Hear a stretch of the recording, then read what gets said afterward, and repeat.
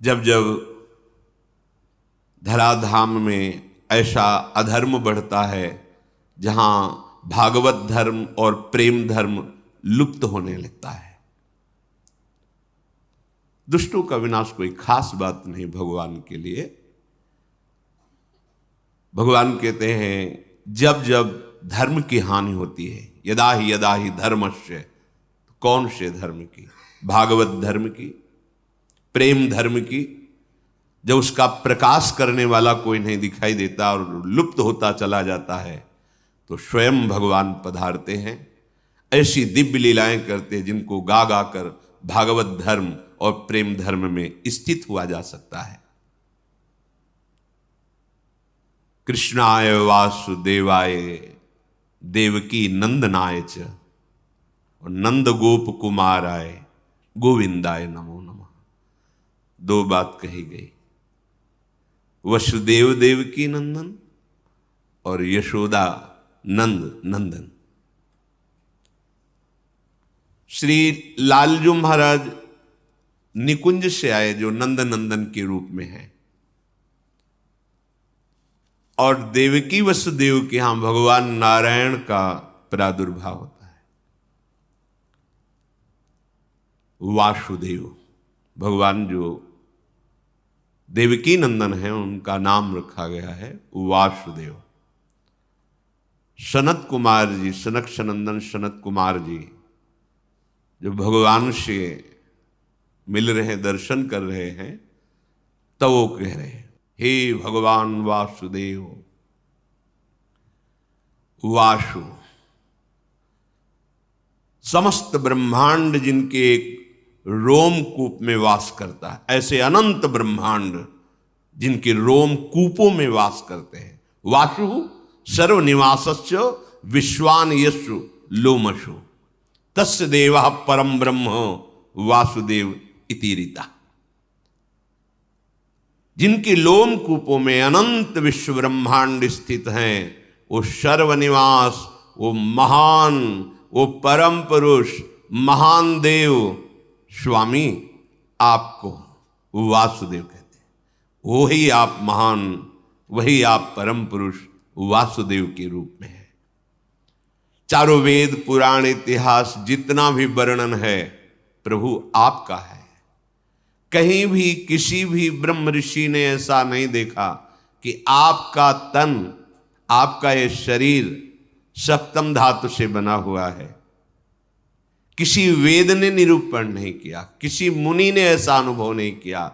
यहां हम सब साक्षी हैं, धर्म साक्षी है, सर्व साक्षी है, वेद साक्षी है कि आप सच्चिदानंदमय तनु भगवान वासुदेव हैं।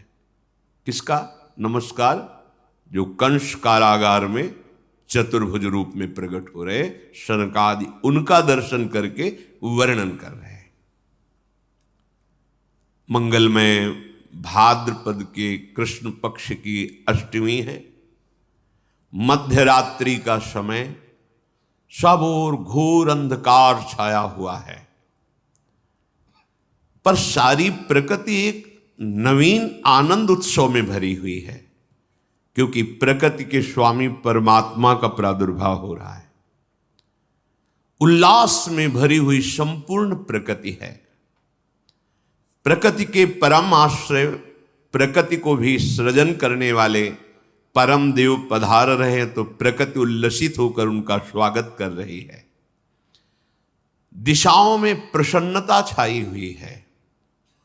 यद्यपि बहुत ही आसुरी प्रवृत्ति का बोलबाला है, एक से एक बड़े भयंकर असुर प्रकृति के अधिकार संपन्न जन हैं। भौमासुर, बड़े बड़े जरासंध, कितने कितने ऐसे, और कंस के तो बल से प्रभावित होकर अपनी पुत्रियों का ब्याह जरासंध ने किया था। महान बलि जरासंध। सब तरफ दुख, क्लेश, अशांति फैली हुई है, पर प्रभु का अवतार हो रहा है तो इस समय आनंद ही आनंद छाया हुआ है। स्वयं नदियों का जल निर्मल हो गया, सरोवरों में रात्रि में ही कमल खिल उठे, वृक्षों की शाखाएं बिना ऋतु के पुष्प और फल से संपन्न हो गई। जो भजन करने वाले यत्र तत्र साधु महात्मा हैं, उनको एक अलौकिक आनंद की अनुभूति हो रही है, क्योंकि उनके प्राणाराध्य प्रकट हो रहे हैं।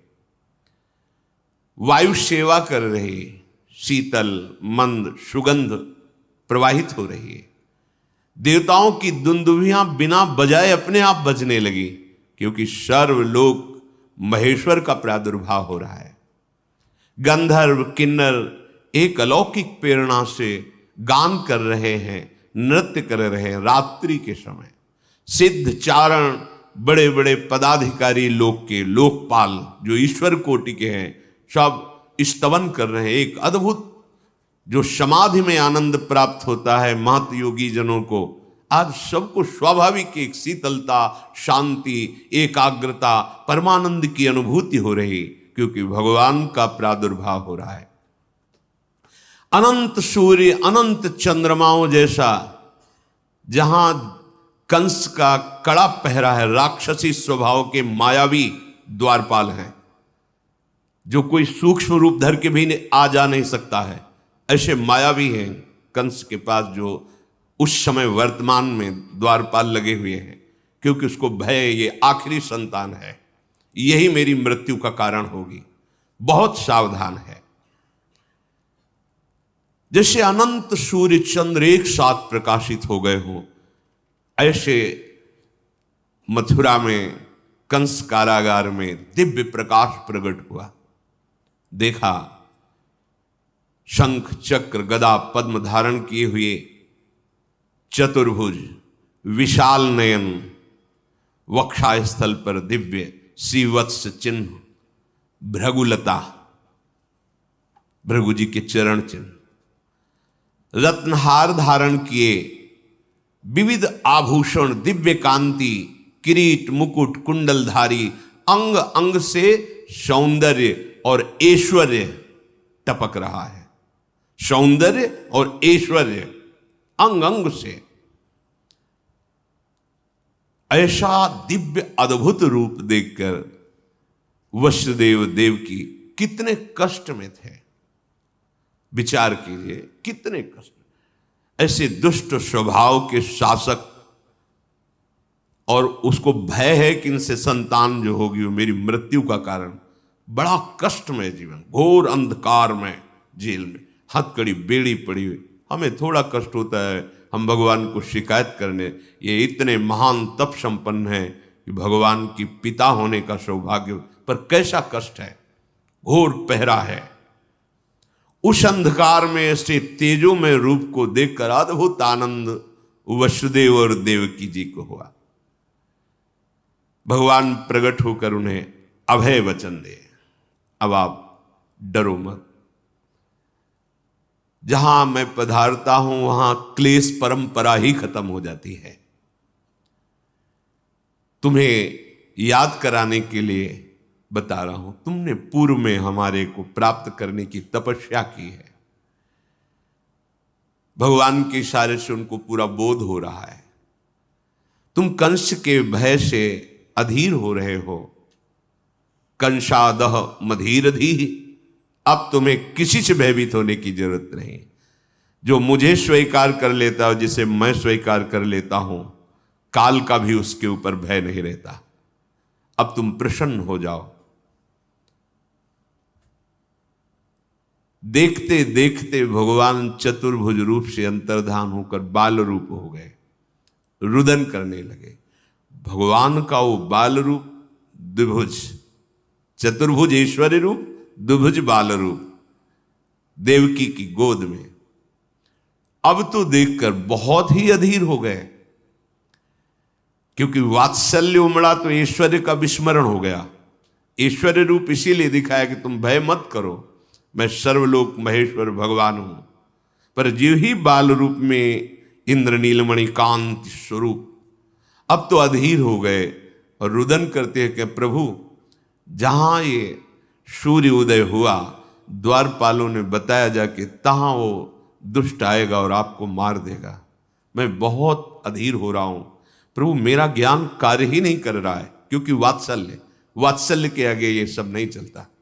भगवान का ऐश्वर्य भी वात्सल्य के आगे नहीं चलता। प्रभु मुझे आपकी रक्षा के लिए बहुत भय है।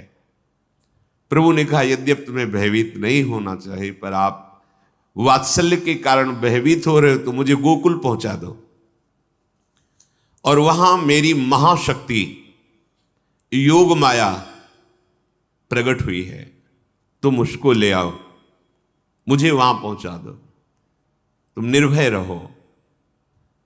भगवान का शिशु रूप जो देवकी की गोद में था, कितना कष्ट। अखिल लोक आनंद सिंधु गोद में है, वो कह रहे मुझे अभी पहुंचा दो। वसुदेव जी की गोद में प्रभु को विराजमान करती है, हृदय में कितनी पीड़ा होगी। नवजात शिशु अभी आंखों से ओझल, जिसके दर्शन मात्र से परमा आह्लाद परम सुख, वो अभी जा रहा है। विचार करो, ये भगवदानंद कायर पुरुषों को प्राप्त नहीं होता, ये शूरवीरों को प्राप्त होता है, जो हर स्थिति में प्रभु की सुख का चिंतन करते हैं। अपने सुख दुख की तो परवाह ही नहीं जिसे, तभी साधु संग से भजन करते करते ऐसी स्थिति होती है। भगवान वसुदेव जी की अब गोद में है। वसुदेव जी भगवान की महिमा का स्मरण करते हैं, हृदय से लगाते हैं, तुम्हें कैसे दूर करूं, तुम्हें कैसे छोड़ के आऊं। इतना तो कष्ट भोगते रहे, अन्य पुत्रों का वध कर दिया गया, अब आनंद सिंधु आप मेरे हृदय से लगे, और वो भी अब हम ही आपको जाके छोड़ करके वापस आपको आए, पर आपके सुख के लिए हमें जाना पड़ेगा। पर जाऊं तो कैसे जाऊं? पैरों में बेड़ियां हैं, हाथों में हथकड़ी है, लोहे के बहुत मजबूत दरवाजे और शस्त्र धारण की हुई आसुरी स्वभाव वाले मायावी राक्षस वो द्वारपाल बने खड़े हैं, अत्यंत विषादग्रस्त हो रहे हैं। ऐसा सोचते ही देखा कि हथकड़ी और बेड़ियां टूटकर गिर गई, प्रसन्नता हुई। कदम आगे बढ़ाए तो देखा अपने आप दरवाजे खुल गए, बड़े विशाल लोह कपाट अपने आप खुल गए। जिसके छाती में अखिल लोकों के स्वामी प्रभु बाल रूप से विराजमान है, अब उसको कौन सा बंधन बांध सकता है? जो भगवान को अपने हृदय में चिंतन के द्वारा सदैव बसाए रखता है, उसको मोक्ष के लिए कोई प्रयास नहीं करना पड़ता, सारे बंधन अपने आप कट जाते हैं। इसलिए कई बार सत्संग में निवेदन किया है कि हमारी साधना का फल है अखंड स्मृति। हर समय प्रभु के चिंतन में रहते हुए जो भी व्यवहार कार्य है वो करें, कोई नहीं बांध सकता। जब तक प्रभु का स्मरण हृदय में नहीं है, तब हजारों लाखों साधनाएं कर लो, प्रयास कर लो, ये माया का बंधन खुलने वाला नहीं। माया की शाकलों से हाथ पैर गले सब बंधे हुए हैं। काम वासना क्रोध लोभ मोह मद मत्सर, ये ऐसे मायावी द्वारपाल हैं कि आपको निकलने ही नहीं देंगे। अज्ञान का कारागार अंधकार युक्त, कैसे निकला जाए? श्री कृष्ण को हृदय में रखकर। पक्की बात, कृष्ण नाम और कृष्ण रूप में कोई अंतर नहीं। जो कृष्ण है वही कृष्ण नाम है। अगर जिह्वा से राधा राधा कृष्ण कृष्ण चल रहा है तो मानो प्रिया प्रीतम विराजमान है आपकी जिह्वा में। अतएव जीव इस भयंकर अविद्या माया रूपी कैद खाने से, विविध प्रकार की वासना की जंजीरों से, काम क्रोधादि मायावी द्वारपालों से बचकर अगर निकल सकता है तो एकमात्र प्रभु को हृदय में रखने पर, अर्थात स्मरण करने पर। अगर प्रभु का स्मरण है तो आप मुक्त हो जाएंगे। मुक्ति के लिए कोई अलग से वेदांत पढ़ने की जरूरत नहीं, अपने आप ज्ञान प्रकाशित हो जाएगा। प्रतिपल भगवद स्मरण, चित्तवृत्ति को रोककर बार बार नाम में लगाना, रूप में लगाना, लीला में लगाना, धाम चिंतन में लगाना, कोई मोक्ष के लिए प्रयास करने की जरूरत नहीं। अपने आप आपको अनुभव होगा कि जो परमार्थ का परम लाभ वो प्रकाशित हो रहा है। दरवाजा खुला, वसुदेव जी लालजू को लेकर बाहर निकले तो डर रहे थे कहीं पहरेदार देख ले तो प्रहार कर देंगे, पर वहां देखा सब बेशुद्ध मूर्छावस्था को प्राप्त है। धीरे धीरे निकलकर बाहर आए, दबे पांव, कोई जान न जाए। अपराकृत परमानंद विग्रह प्रभु को बार बार ऐसे देखते हैं, हृदय से लगाए हुए आगे बढ़ रहे हैं। पद पद पर आनंद की उमगन हो रही वसुदेव जी के हृदय में। समझिए, जब कोई भगवद स्मरण परायण होता है तो प्रति कदम, प्रति श्वास, प्रति क्षण एक अद्भुत आनंद। अब प्राकृतिक उदाहरण तो बैठता ही नहीं, पर कई बार सत्संग में कहा, जैसे दूध को अग्नि पे चढ़ाओ तो उफान आती है, ऐसे आनंद की उफान हृदय में आती है जब मेरे प्रभु और उनका स्मरण और कहीं उनकी रूप की झलक, तब तो फिर ब्रह्मादिक के भोग शब विषम लागत ताई, नारायण ब्रज चंद की लगन लगी है जाए। अभिमान का भार उठाकर संसार पथ में चलते चलते पग पग पर दुख कष्ट संकट विपत्ति भोगते भोगते थक गए। अब छोड़ो, अपना भार श्री कृष्ण के ऊपर छोड़ो, श्री कृष्ण का चिंतन करो तो पग पग पर परमानंद की अनुभूति होगी। वसुदेव जी को अपार सुख हो रहा है। श्री कृष्ण को हृदय से लगाए हुए महामहिम ब्रज की तरफ चल पड़े।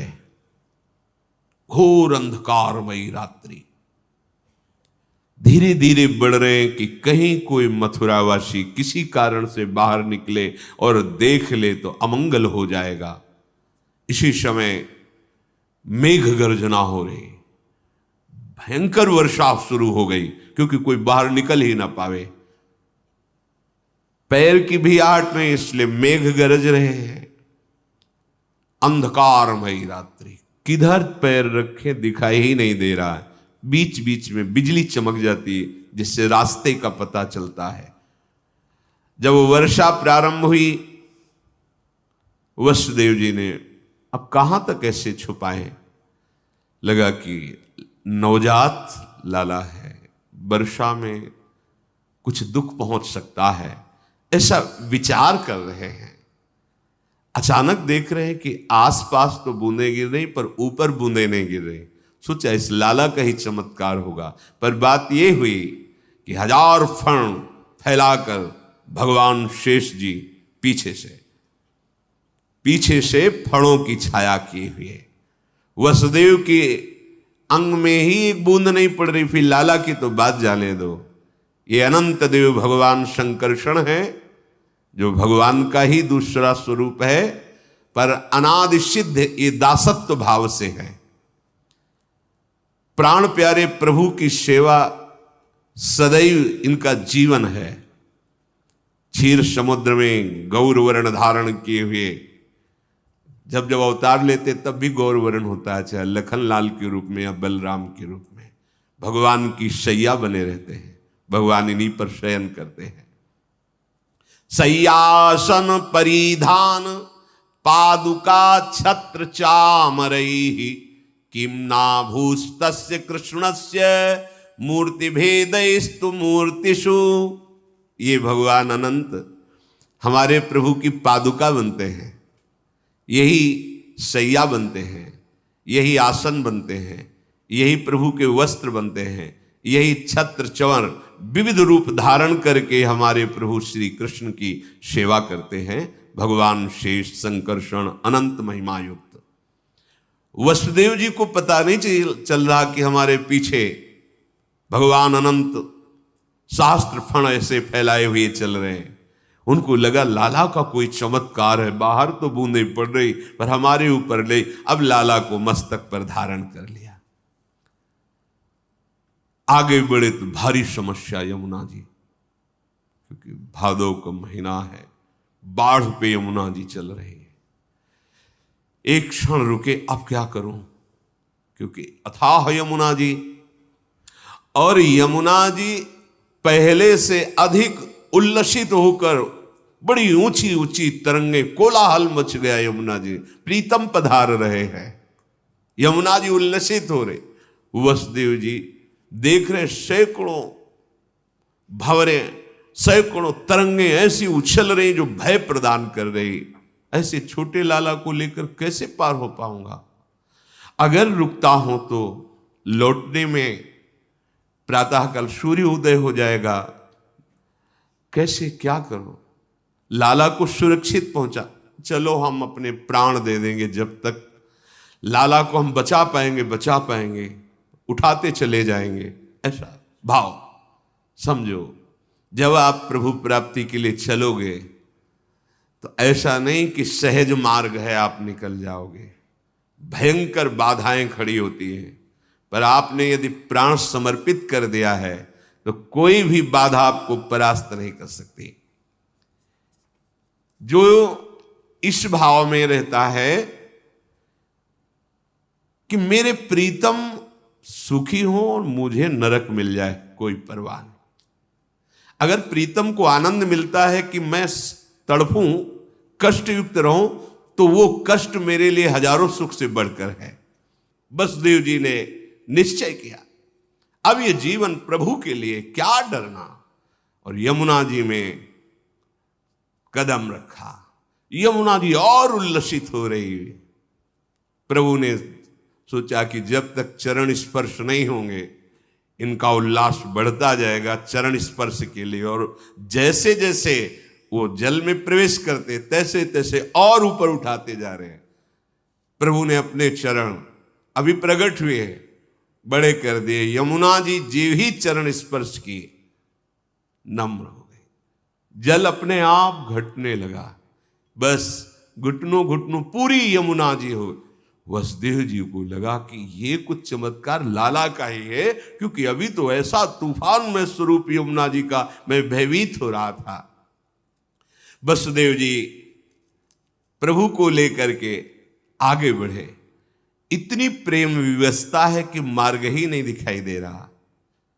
तो ये बिजली चमक चमक करके उसी मार्ग में चमक रही जहां जाना है, वो आगे आगे रास्ता बेशुद्ध है, देह भाव विस्मृत है, परम आत्म सुख का स्वरूप श्री लालजू महाराज उनकी गोद में है।